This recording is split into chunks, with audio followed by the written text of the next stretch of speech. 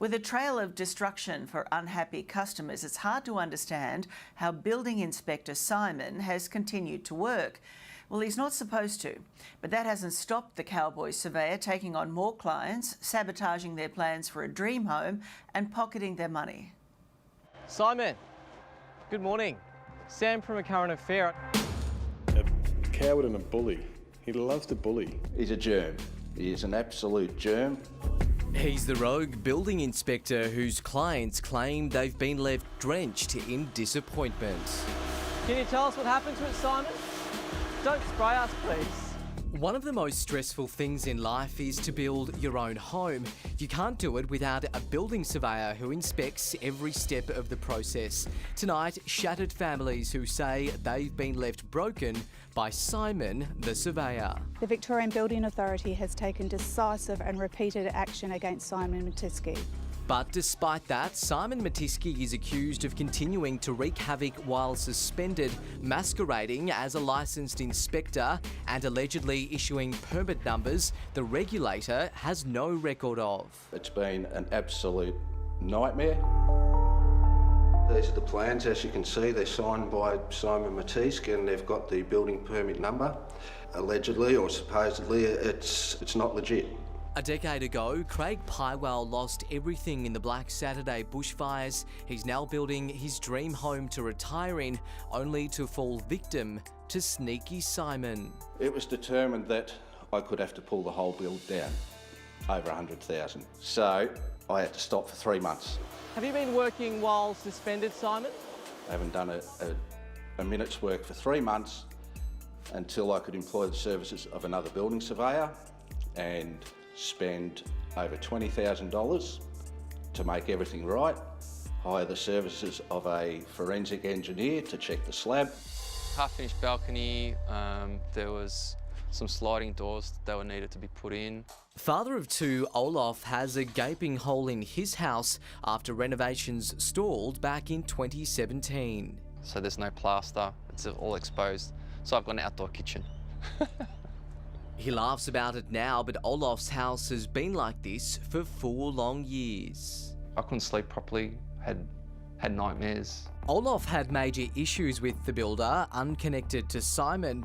The builder left behind serious defects, so Olaf got rid of him. And when he tried to get rid of Simon too, I received a building notice that I've been doing illegal building works and that Mr. Matisky had done an emergency inspection on my property. When he was eventually terminated by an appeals board and ordered to hand over the file to a new surveyor, Simon claims it was already destroyed. Eventually, once I get enough money to move forward, I'll re-engage the new building surveyor and the trades to come through and finish it up. So it's at least another 200K. Why won't you talk to us? Some of your former clients say that you're a big bully, Simon. And it's not just clients, even people who don't want to use his services end up with Simon because Simon says, Please do not proceed with the permit application until we have seen your fee structure and agree to the costs. We thought that was pretty plain. That's right, Doug Revel never even hired Simon, but that didn't stop him hiring himself. We didn't know he'd done this until we got a letter from the VBA saying you've got dual appointment sorted out, stop all building works. So it was a pretty stressful time. And obviously there was a cost associated with holding up the building works. We were renting at the time. Then came the bill. The next thing we received in the mail was an invoice for about $3,500. And keeping in mind we hadn't even started the building project yet, so we hadn't put a shovel in the ground. Hi, Simon. Quick chat with us, Simon? No. He loves to intimidate, so he's sending us all these threatening emails. You know, you're breaking the law. You're accused of breaking the law, Simon. And then when you meet him and you confront him, he just goes to pieces. He's an absolute coward. You're accused of an intervention order on me. Yeah. Since when? When we turned up, Simon called police, just like he does on his clients. I went to his house to get the certificates of inspection. He sees me coming in the backyard, runs and locks the door, locks me out of his office. Next thing I know, I said to him, I am not leaving here till I've got the certificates. Next thing I know, I'm surrounded by 8 coppers. I haven't been served with an intervention order, Simon. Get one now. Simon, you're the one accused of breaking the law and leaving these poor families heartbroken. And you've got nothing to say about it.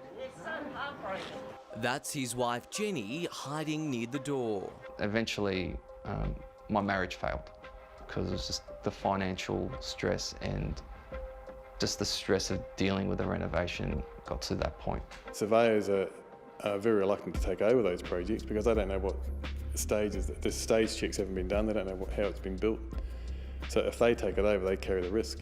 Administrators for Simon's company ruled he was trading while insolvent from at least June last year, something the part-time recreational pilot doesn't like to talk about. No, it's all gone. No. Perhaps he was more talkative when the taxman came knocking for the $136,000 debt Simon's company owed. Simon has a history of being punished by the regulator, who's even fined him for lying to them.